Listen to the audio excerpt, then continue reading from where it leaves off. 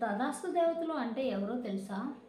వారు ఏ సమయంలో తిరుగుతారంటే, తరచుగా మన పెద్దలు చెడు మాటలు మాట్లాడుతుంటే, అలా అనకు, తదాస్తు దేవతలు తదాస్తు అంటారు అని హెచ్చరిస్తుంటారు. అసలు ఈ దేవతలు ఎవరు ఏంటో తెలుసుకుందాం. వేదాల్లో అనుమతి అనే ఒక దేవత ఉంది.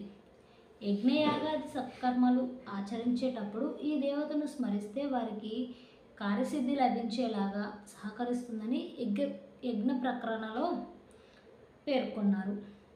ఆ అనుమతి దేవతలనే సామాన్య భాషలో తదాస్తు దేవతలు అంటారు. వీరు సత్కర్మలు జరిగే పవిత్ర ప్రదేశాల్లో నివాసం ఉంటారు. అశ్విని దేవతలే తదాస్తు దేవతలు. వీరు విశ్వకర్మ అంశ అయిన సూర్యుని కుమారులు. అశ్వరూపంలో సూర్యుడు ఛాయాదేవికి జన్మించారు.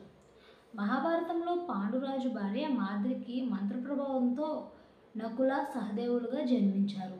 అంతేకాదు, ఆయుర్వేదాన్ని దక్ష ప్రజాపతి నుంచి అభ్యసించి ఇంద్రునికి నేర్పించారు. వీరి సోదరి ఉష. ఆమె ప్రతిరోజు వీరిని బ్రహ్మ ముహూర్తంలో మేల్కొల్పుతుంది.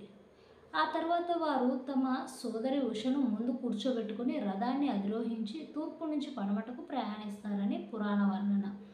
ఏం మాట్లాడినా తదాస్తు దేవతలు ఉంటారు, జాగ్రత్త అని మనల్ని పెద్దలు హెచ్చరిస్తారు. ముఖ్యంగా సంధ్యా సమయంలో ఈ దేవతలు సంచరిస్తారని అంటారు. పదే పదే చెడు మాటలు వ్యక్తం చేస్తే అదే జరిగిపోతుందట.